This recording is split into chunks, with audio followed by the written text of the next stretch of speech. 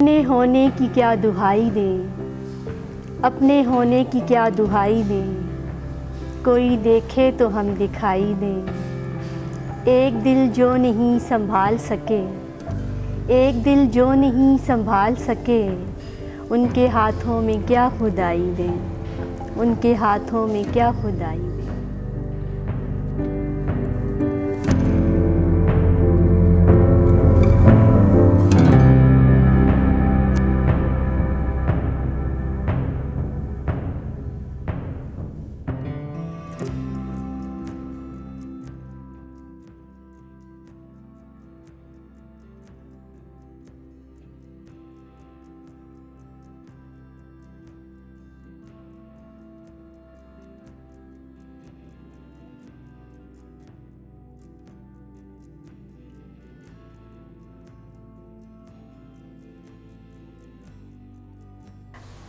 میرا نام سعدیہ کوکب قریشی ہے اور میں ایبٹ آباد میں پیدا ہوئی ہوں، اور میری سکولنگ جو ہے وہ F G girls public high school Abbottabad کی ہے۔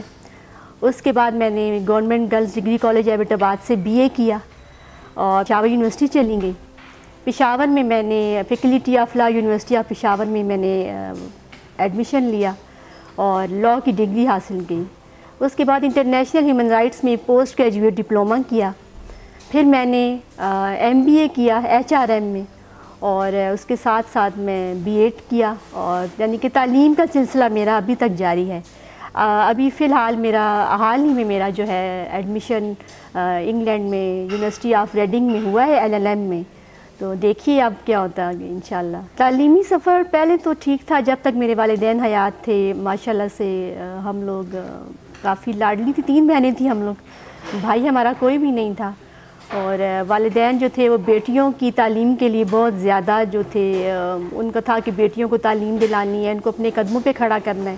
لیکن دوران تعلیم میری جو ہے والدہ کی وفات ہو گئی، تب ہم لوگ بہت چھوٹی تھیں، لیکن میرے جو والد صاحب ہیں انہوں نے ہمیں ماں بن کے پالا، اور ان کے اوپر کافی پریشر تھا کہ شادی کر لیں، لیکن انہوں نے ہم تینوں بہنوں کی خاطر شادی نہیں کی۔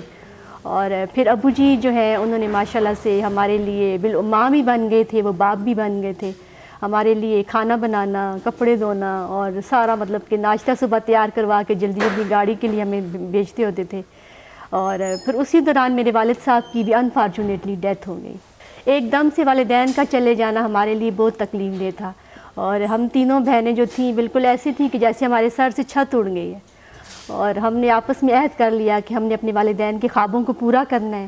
اور حالانکہ ایسا ہوا تھا کہ ایک وقت ایسا آ گیا تھا کہ جب میرے والد صاحب کا باہر جنازہ پڑا ہوا تھا، اور ہماری جو فیملی تھی ننیال اور ددیال، ان کی آپس میں میٹنگ ہو رہی تھی، اور ان کا یہی تھا کہ ایک ایک بچی بانٹ لیتے ہیں، کیونکہ مجھے یاد ہے کہ میری اپیا، ہم تینوں بہنیں رو رہی تھیں، تو میری اپیا نے میری دادی سے کہا تھا کہ دادی ہم لوگ جہاں بھی جائیں گے اکٹھی جائیں گی نا، تو ہم نے پڑھنا ہے، کیونکہ ہم نے بہت پیارا ٹائم دیکھا تھا اپنے والدین کے ساتھ۔ ہمارا ٹائم مختصر گزرا اگرچہ، لیکن بہت حسین وقت تھا کہ میں ابھی بھی کبھی یاد کرتی ہوں تو میں اپنے آپ کو اسٹرانگ فیل کرتی ہوں، لیکن اسی دوران مجھے وہ چیز توڑ کے رکھ دیتی ہے کہ میرے والدین نہیں ہیں۔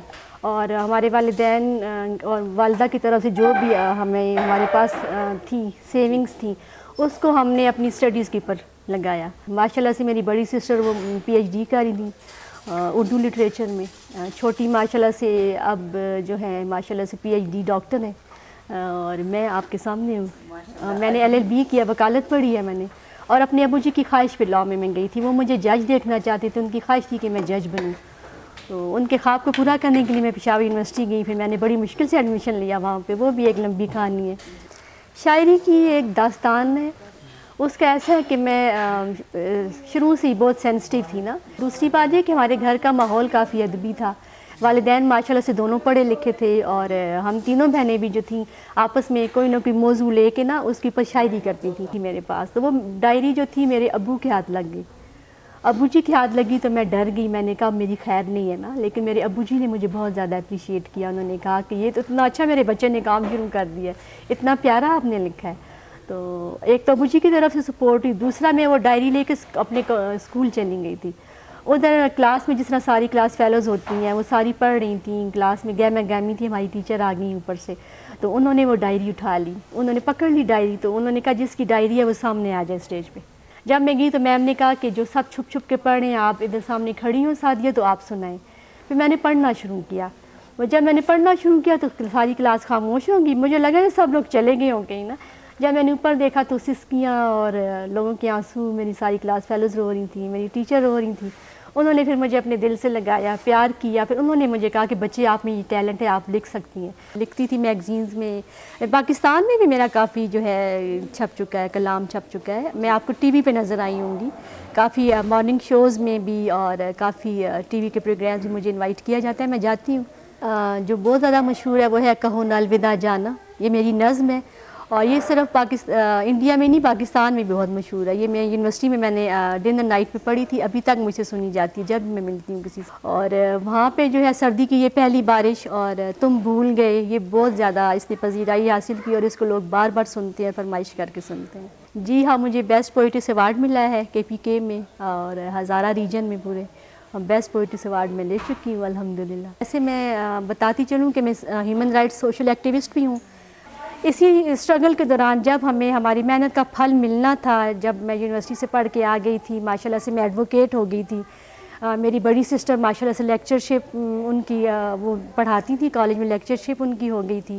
چھوٹی بھی ماشاءاللہ سے جو ہے یونیورسٹی میں اس کی جاب ہو گئی تھی, لیکچرشپ اس کی ہو گئی تھی. اب ہمارا وقت آ گیا تھا کہ اب ہم نے بیٹھ کے انجوائے کرنا ہے, تینوں بہنوں نے سیلیبریٹ کرنا ہے. تو اسی دوران جو میری بڑی سسٹر ہیں وہ اچانک بیمار ہو گئی تھیں اور ان کو ہم ہاسپٹل لے کے چلے گئے. تو ادھر ان کو غلط انجیکشن دے دیا گیا اور وہ باتیں کرتے کرتے آیت الکرسی سناتے سناتے وہ انہوں نے آنکھیں بند کر لی. تو ہمیں ڈاکٹرز نے کہا کہ وہ سو گئی ہیں, لیکن در حقیقت وہ نہیں رہی تھی.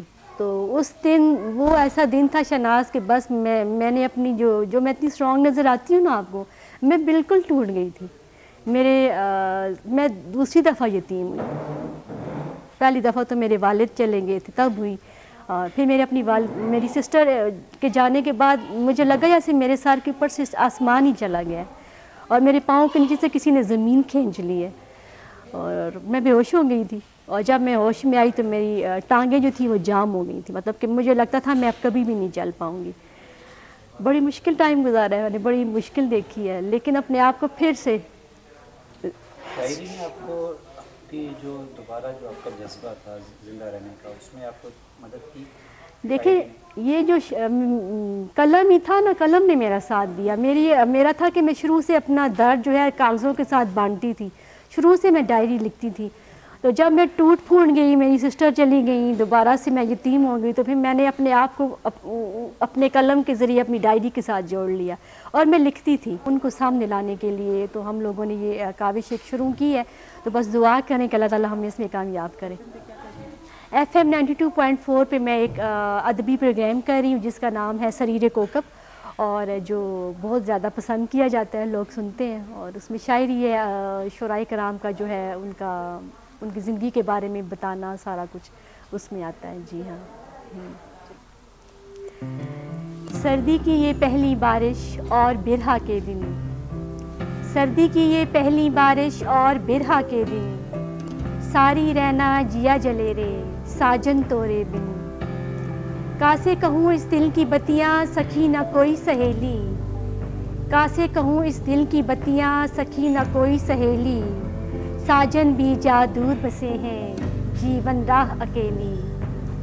ڈالی ڈالی پھول کھلیں گے صبح ہوں گی روشن, ڈالی ڈالی پھول کھلیں گے صبح ہوں گی روشن, من آنگن میں دیپ چلیں گے جب آئیں گے ساجن. اگلے برس کی پہلی بارش مورے ساتھ بتانا, اگلے برس کی پہلی بارش مورے ساتھ بتانا, ساجن تو ہے موری قسم ہے پھر مت لوٹ کے جانا. ہجرت میں تڑپت ہے کوکب نینن نیند سے خالی, ہجرت میں تڑپت ہے کوکب نینن نیند سے خالی, ساجن جھولی میں سر رکھ دو سو جائے متوالی, ساجن جھولی میں سر رکھ دو سو جائے.